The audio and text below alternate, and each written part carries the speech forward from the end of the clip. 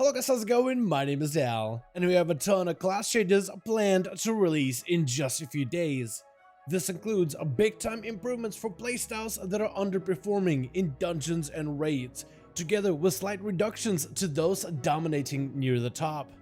We also have massive PvP adjustments as well, which includes nerfs to burst windows of certain classes, reducing the impact of unfair one-shots, with even more massive class revamps planned in the future patch of 10.05, which could potentially be right around the corner. So in today's video, I'm gonna go over all of the upcoming class changes and how they will impact your favorite playstyle in PvE and PvP content. But right before that, most of you guys watching these videos are still not subscribed. However, the more of you remind, the more of you do. So let's keep it going. Subscribe to the channel as well as the bell if you're watching these videos anyway, especially if you're looking to get regular class and content updates for all the future Dragonflight builds. First, I wanted to go over all of the updates coming to our classes, which will impact them in all forms of endgame content, starting with the Demon Hunter, which features a slight reduction to the ability of the Hunt, as well as buffs to Vengeance tank Demon Hunters, improving the overall armor rating, while increasing the value of defensive talents like Calcified and Painbringer. Feral Druids are set to receive a slight damage buff, improving their ability value by 3%, which is a small but a valued increase for PvE content. Next, we see adjustments to the newest edition of the Evoker. While the Preservation healing spec has found itself quite popular at endgame content, the same cannot be said about its Devastation damage dealing counterpart, which is currently somewhere in the middle of the pack when it comes to raids and dungeon performance. Several Evoker abilities are seeing damage buffs, with empowerment spells like Fire Breath and Eternity Surge improved by 10%, and the damage of Firestorm increased by 20%. The talents of Lay Waste will have a greater effect at increasing Deep Breath's output. Eye of Eternity will generate 2 essence on critical strikes instead of 1, increasing resource generation. Spellweaver's Dominance crit damage is being improved from 220% crit damage up to 230 instead. And the damage modifier of Iridescence is being improved by 5 extra %. Next, we see slight improvements for Survival Hunter, where all base abilities and pet attacks see a small increase. Cleave effects like Carve, Butchery, and Fury of the Eagle gain 10% more effectiveness, and the damage of Wildfire Bombs sees a 50% damage amp as well, which should help increase Survival's output in AoE raid fights as well as Mythic Plus encounters. We also see further adjustments for the class of Mage. Fire Mages are seeing an increase to AoE abilities like Flame Strike and Living Bomb, though currently it is difficult to tell if these changes will have much of an impact. The current Fire playstyle focuses on building up a roaring blaze of Ignite by bolstering the Fire Mage's mastery, while spreading this flame to nearby foes for greater cleave output. This build specifically avoids talents like Flame Strike and Living Bomb to gain better single target output, which in turn helps increase their AoE performance simultaneously. Besides Fire Mages, Frost Mages are also seeing damage buffs as well, with the base ability of Frostbolt gaining 20% more output, while talents like Ray of Frost gain 40% damage increase and Glacial Spike gain 10% as well.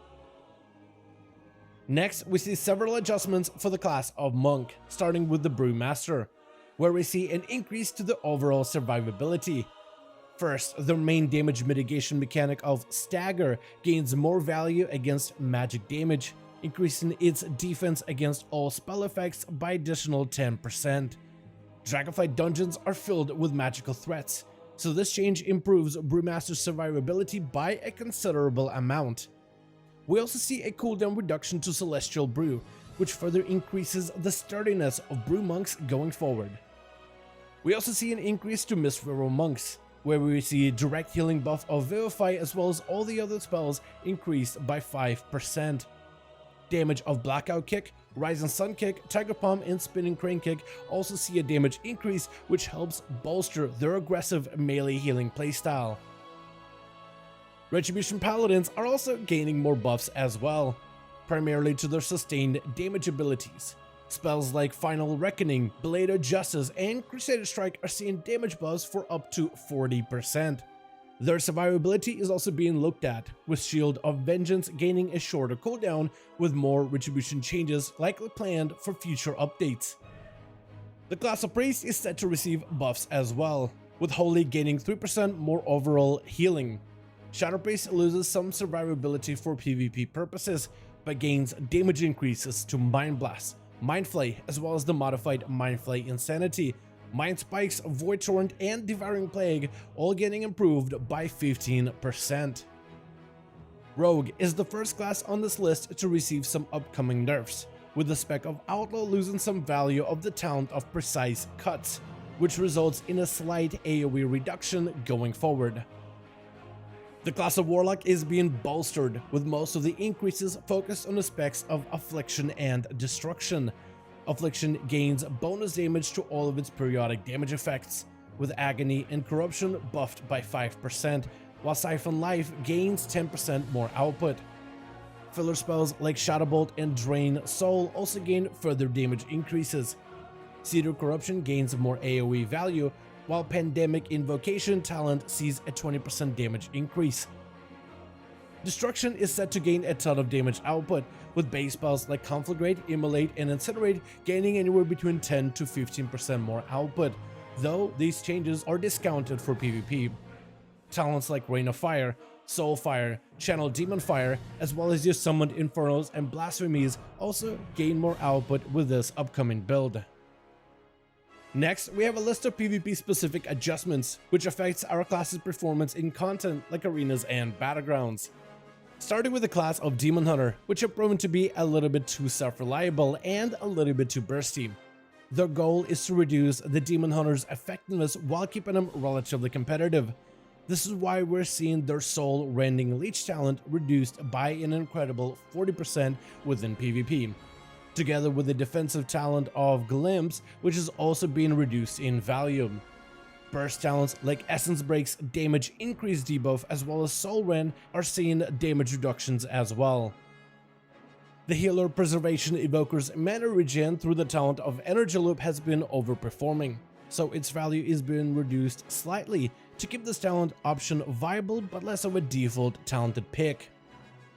Both Arcane and Frost are set to receive reductions to their burst, with Arcane seeing their talent of Siphon Storm cut back by 50% in overall effectiveness, while Frost loses the value of Mastery when using Glacial Spike for burst output.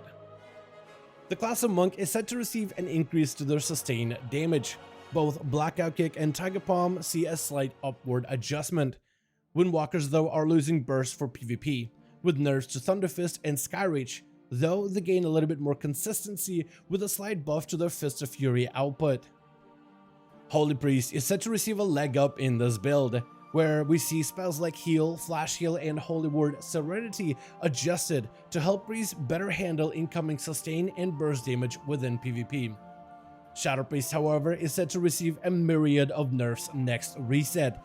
Everything from Shadow Word Death, Mind Blast, Mind Spike, Devouring Plague, as well as the proc rate of Shadowy Insight and Surge of Darkness are set to receive some sizable nerfs within PvP.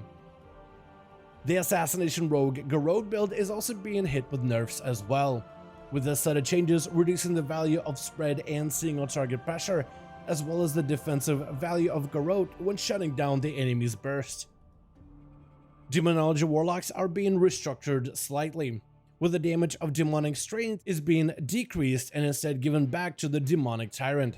This allows for greater counterplay for the enemy team, as a Tyrant is a much more noticeable threat than a Blade Storm in Felguard. The damage of Dreadbite is also being reduced to help decrease Demonology's pressure slightly within PvP.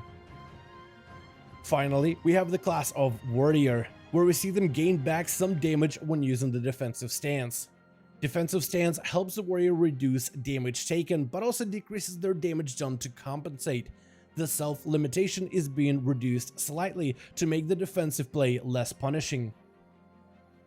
And for now, that's going to be the full list of class changes that's going to be releasing in just a couple of days to the live realms of Dragonflight. I want to thank you all so much for watching this video and hope you guys enjoyed. Let me know your thoughts in the comments below.